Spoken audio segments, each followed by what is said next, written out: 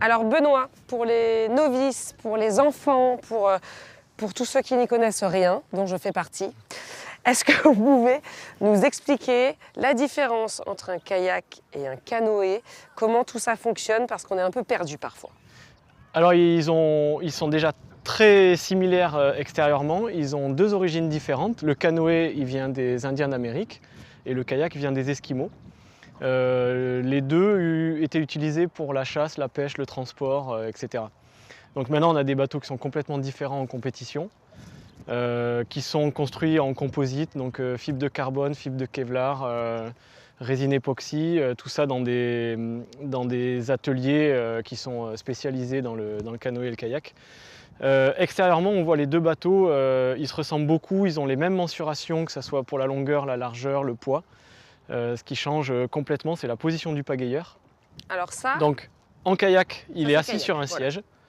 Les jambes tendues en avant et les genoux sont calés au niveau de ces cales-genoux là pour pouvoir transmettre tous ces mouvements au bateau pour le faire avancer dans la bonne direction.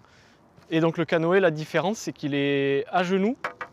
Donc il est positionné sur le bloc de mousse ici, avec les genoux qui sont devant dans ces coques, bloqués par les sangles pour pas du tout bouger, avec les pieds ici.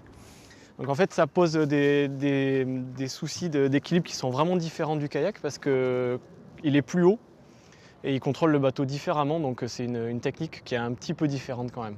Après au niveau de ce qu'on utilise pour se propulser, en kayak on a une pagaie double, donc on pagaie des deux côtés. Et en canoë, une pagaie simple, la main supérieure qui est sur ce qu'on appelle l'olive et la main inférieure qui est proche de la pale et qui permet de faire avancer le bateau.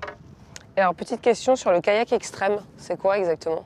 Alors ça c'est la nouvelle discipline qui est rentrée dans notre programme et qui va être olympique en 2024. C'est que du kayak, donc il n'y a pas de canoë. Les bateaux sont en polyéthylène, donc en plastique, des bateaux qui sont plus proches de ce qui est utilisé dans le tourisme. Et les descentes de rivières un peu extrêmes. Les portes ne sont pas les mêmes parce qu'on utilise des bouées et la confrontation se fait à 4 et on n'est pas seul contre la montre. Et donc c'est un petit peu différent et assez ludique, assez sympa à regarder. Oui, c'est vrai, je confirme. Du coup, quand on démarre, le plus facile, c'est de commencer par quoi? Généralement, on apprend en kayak parce que c'est quand même plus simple de se diriger, de se propulser, d'arriver à faire avancer le bateau. Et après, on évolue sur ce qu'on préfère, on découvre un petit peu les activités différemment et puis on fait son choix entre le kayak et le canoë, suivant ce qui nous plaît le plus. Merci Benoît. Bon, du coup, j'essaye quoi, moi? Là, on va peut-être prendre un autre bateau plus facile. Bon, d'accord, sympa de me soutenir, hein, Benoît.